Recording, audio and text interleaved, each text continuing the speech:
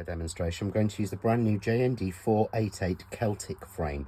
Now this is a 5 3/4 inch frame, and this has been designed to work on its own perfectly with the Celtic designs, but also to work exactly with the JND487 Deco frame. That's a 6-inch frame, but if you notice, this fits exactly into that space, meaning that it gives the perfect layer on top. But if you want to see how these two work in comparison, then you need to watch the video for both dies together, and that has been filmed as a separate video shot for you. But this one, we're going to concentrate on the Celtic frame. I'm going to make a smaller version of this. This is the larger version that was made on the front of the packaging, so if you have this die, you'll be able to see this on the packaging. We're going to make exactly the same one, but we're just going to change the size slightly, and we're not going to add the flowers, as the flowers aren't actually out at the time of filming this video. These are a future flower. So, using the die, we need to start by cutting our frame in white. So I'm going to bring in a sheet of A4 coconut white cardstock, and you simply place your frame maker down, which will cut you the perfect frame, and you simply add each section in there individually. Now these have been designed so that they can be slotted into here and they can work perfectly, or you can use them separately on their own to give you a beautiful sort of pattern of lines or anything else. But also these frames have been designed so they will work with things like the holly and ivy strips, and they will also work with some of the dies that are in the Christmas collection from 2024, and there will be other dies coming out throughout the rest of this year and next year that will go into here as well, so that you can get lots of different looks from your frames. So these should stay on your desk or on your wall all the time. So we simply run that through, and that will give us the absolutely perfect frame, just like this. So you can see there we get that beautiful frame, and we get all of those detailed cuts in each side, and you could use 2 of them, 3 of them, 4 of them, whatever you want to. So now I need to create a backer for this, so we use exactly the frame maker die on its own, and we simply attach that to a piece, and I'm using the teal card here. We attach that down to our teal card, just again make sure it's taped down, cut that, and that will give us the perfect teal frame. And the fantastic thing about the frame makers is cutting a frame for this with individual dies is very, very difficult, but using the frame maker, it fits on every single aspect, so you don't have to know what's the top, what's the bottom, stick it first, it will always fit. So if we glue them together, we get a frame that fits perfectly like this. So what we want to do now is we want to create the next layer in this, and I want to show you a trick on this one. So I'm going to take a square of card, and I've cut this down to 5.5 by 5.5, again so that it's smaller than the actual frame, so that I don't have any pieces poking out.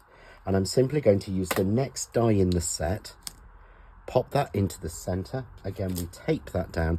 Make sure you tape your dies, please don't leave them loose, and I really strongly advise, certainly when you're wanting precision die cutting, not to use a magnetic shim or one of those silly magnetic bases.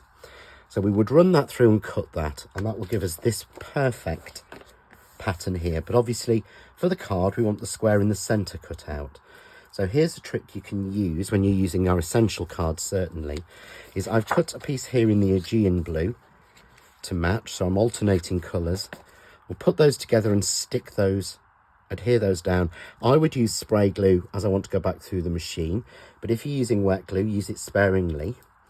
And then you simply pop your square die into the centre, tape it down well. Again, make sure you tape this down. Run that through and cut that, and that will give you the square cut through both of the layers. Gives you an absolute perfect cut, and it means it's exactly in the right place. So I'm going to add my frame on, and these have been perfectly sized, so it's very easy to actually stack these together. So I'm just going to take the tape off. I'm using a little bit of the Craft Artist tape, and I frame that exactly. If I do have any areas that are popping out, I can use my freestyle trimmer to take that piece off. Alternatively, if you find that the depth is a little bit too high, just use a pair of scissors and undercut to trim that away. There we go, absolutely perfect. So now we want to cut the centre panel. And the centre panel has been designed as a John Next Door sort of friend's request, because this is a die centre I used in the Infinity die. And everybody said, could we not have a repeating pattern of it? And it makes the most beautiful repeating pattern.